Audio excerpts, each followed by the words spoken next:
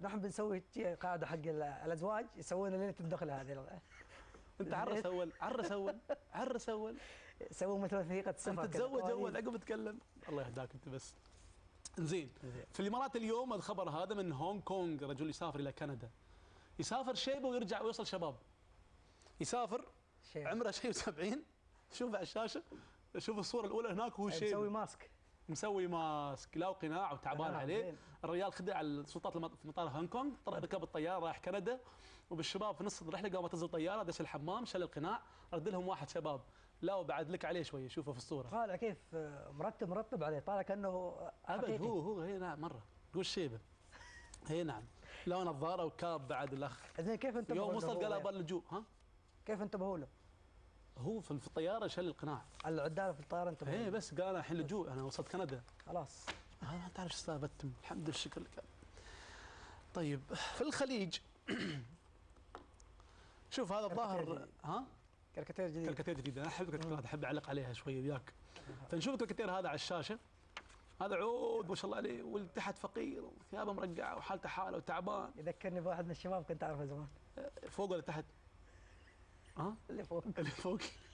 والله زين، لان هذا عضو برلمان. يقول شكرا لك لقد اوصلتني للبرلمان، اشوفك بعد 4 سنوات. طيب عندنا خبر عن الاتيكيت، بما نتكلم عن الاتيكيت في الشرق الاوسط. حلو؟ الشخير العالي لا يضر فقط بصحه. شو يسمون اللي يشخر؟ هذا مو باتيكيت. شخار؟ ها؟ عادي يشخر باتيكيت؟ ما له دخل، هذا مرض قد يكون. يعني ريال مثلا زوج وحده تشخر في الليل. تخيل انت نايم يا زوجتك نعم راقد جاي واحد من الشباب. انا ولا هي؟ شو السالفه؟ الشخير هذا مسير الميلس قد هناك.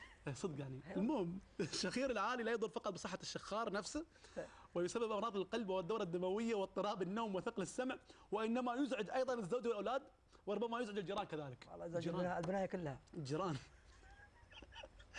طيب ويبدو ان الشخير العالي الذي يخترق الجدران من خياشيم رجل الماني ادى الى اصابه جار له اسمه رومان عمره 47 سنه، اصابه بالارق واضطراب النوم والكثير من المضاعفات الاخرى. يرفع عليه قضيه في المحكمه. وبعد عدد شكاوي تلقى اذانه مصغيه من الجار الشخار. يعني تخيل جارك يدق الباب، شخيرك الله يخليك خف شوي. شو تقول؟ ينام في غرفه يركب لها كاتم صوت. لم يجد الاخير خلاصا سوى بتغيير شقته. تخيل. مين اللي غير شقته؟ يعني هذا اللي متاذي. هي والله طرائف ان في واحد متاذي من 2 جيرانه. نعم. واحد نجار والثاني حداد. طوال اليوم شغالين، وعلى اليمين جار وعلى اليسار جار، وشغالين جنبه ازعاج ما يقدر ينام. هذا الشخير صار عندهم الاثنين يلا بعطيكم فلوس الاثنين بس انقلوا من مكانكم، اطلعوا برا. روح عن. اعطى لكل واحد مبلغ بعد ما وافقوا على المبلغ اللي بياخذوه كذا. صحيح. فشو سووهم؟ اتفقوا الاثنين ان النجار يصير مكان الحداد والحداد يصير مكان النجار. خلاص. ما فهمت بس اوكي. حلوه السالفه. حلوه. شو هذا بيت واحد وهني نجار وحداد. نجار هني وحداد. اعطاهم شكله يطلع من مكانه. راحوا بدلوا. راحوا بدلوا بعض. بس اخذوا الفلوس بدلوا بعض. ما سووا شيء. بريطانيا المشهوره بفن الانتظام في الطوابير. طوابير انتظار طبعا. الطابور هذا طابور الخبز العربي، هذا قصته قصه. شوف طابور الخبز عند بعض الدول. فوق الدول. يا الله كيف قاسي ومؤلم يا اخي. تنتظر انت ساعات رغيف من الخبز، يعني شغله قاسيه ترى. اكثر عن ساعات والله، ايام من اليوم لليوم. يا الله. بريطانيين يضيقون خلاص درعا بهذه الطوابير 10 دقائق مده الصبر تقريبا بس و42 ثانيه قبل ان يفقد اعصابه. طيب اليوم نحن عندنا شغله حلوه في الامارات. 10 دقائق في دول ثانيه ايامها عربيه بعد. يا الله يا الله. عموما على طاري الطوابير اليوم عندنا شغله حلوه اللي هي الارقام. تدخل مكان تاخذ رقم تجلس. زين صراحه يعني. فهذه الشغله راقيه وحلوه، وخاصه الالتزام بها صار جميل ومريح. حلوه جدا وتسهل الامور، تسوي سلاسل لكن بس بشرط واحد، ان الموظف لا يستهبل على المراجعين. نعرف الحركات هذه، انه ياخذ اول ما يدخل الدوام ياخذ لك كم من رقم ويخليه عنده حق ربعه. يعني يبيت انت راك الرقم شان تعال خذ لك رقم وروح. تحايل دائما في كل شيء يتحايلون عليه، بس مو بوايد يعني. لا الحمد لله عندنا نظام انا اشوف مو بوايد. الحمد لله رب العالمين. طارق شرفتنا. الله حبيت يخليك. امازحك واسولف وياك، لكن انت اخ عزيز ومبدع. تسلم، الله يخليك. يعني يمكن اول مره احاورك في الاتيكيت، ما شاء الله عليك يعني مستوعب الموضوع. يعطيك العافيه. بس عطني نصيحه حقي انا على نصيحة. الاتيكيت، بس لا تقول لي اذا ما فيك شيء، قول لي ضروري يعني؟ ضروري يعني. ما بقول لك اصلا حالاتها فيك المزح الزايد. لو قلت لك ما تمزح ما أقطعك. تطلع عبد الله اسماعيل.